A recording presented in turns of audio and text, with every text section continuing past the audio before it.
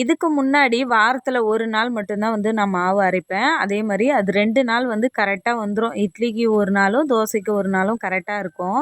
ஆனால் எப்போ வந்து ஹாஸ்பிட்டல் போயிட்டு வந்தோமோ இட்லி, அதுக்கப்புறம் புட்டு, உப்புமா இதெல்லாம் வந்து சாப்பிட வேணாம்னு சொல்லியிருக்காங்க. என்னையும் சாப்பிட வேணான்ட்டாங்க, மாமியாரும் சாப்பிடக்கூடாதுன்னு சொல்லிட்டாங்க. அதனால் இந்த இட்லி தோசை மாவு தான் வந்து பார்த்திங்கன்னா வாரத்தில் ஒரு 2 3 நாளைக்கு இதை தான் ஊற வச்சு அரைச்சிட்ருக்கேன். ஒரு நாள் அரைச்சாலே போதும். ஸோ அது வந்து 2 நாளைக்கு 3 நாளைக்கு வந்து கரெக்டாக எங்களுக்கு வரும். மிக்சியில் தான் மாவு அரைக்கிறோம் அப்படின்றதுக்காக இந்த மாதிரி வந்து பார்த்திங்கன்னா 1 வாரத்துக்கு 2 வாரத்துக்கு வரா மாதிரிலாம் அரைச்சிலாம் ஃப்ரிட்ஜிலலாம் வச்சுக்க மாட்டோம்.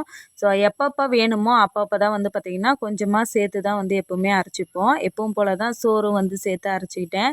இன்றைக்கி சோறு வந்து மாவு அரைக்கிற பிளானே இல்லை, அதனால் சோறு கம்மியாக தான் செஞ்சுருந்தேன். அதனால் 2 ஸ்பூன் தான் சேர்த்துக்கிட்டேன்.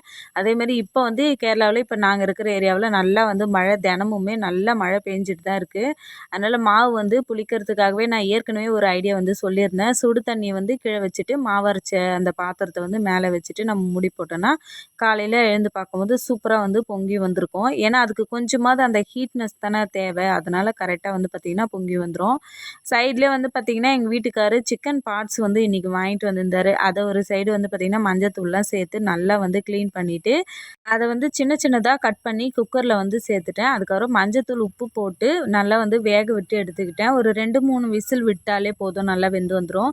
அதுக்கப்புறம் ஒரு பாத்திரத்தில் கொஞ்சமாக தேங்காய் ஊற்றி வெங்காயம் மட்டும் கட் பண்ணி சேர்த்துட்டு இஞ்சி பூண்டு வந்து பார்த்திங்கன்னா நசுக்கி சேர்த்துருக்கேன். நசுக்கி சேர்த்தா அதனுடைய வாசனை சூப்பராக இருக்கும். அதுக்கப்புறம் வெந்து வந்த சிக்கன் பார்ட்ஸு இதில் சேர்த்துட்டு அந்த தண்ணி நல்லா வற்றதுக்கப்புறம் வந்து பார்த்திங்கன்னா நம்ம தேவையான அளவு மிளகுத்தூள் வந்து சேர்த்துக்கணும்.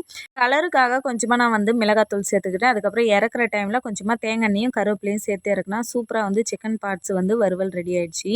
இது நான் மறுநாள் காலையில் வந்து மாவு எந்த அளவுக்கு புளிச்சு பொந்தி வந்திருக்கு பாருங்க அப்படின்னு சொல்கிறதுக்காக தான் இதை நான் இந்த வீடியோ எடுத்திருந்தேன். சூப்பராக இருந்தது மாவு. அவ்வளோதான். இந்த வீடியோ பிடிச்சிருந்தா லைக் அண்ட் சப்ஸ்கிரைப் பண்ணிக்கோங்க. வீடியோ பார்த்ததற்கு நன்றி.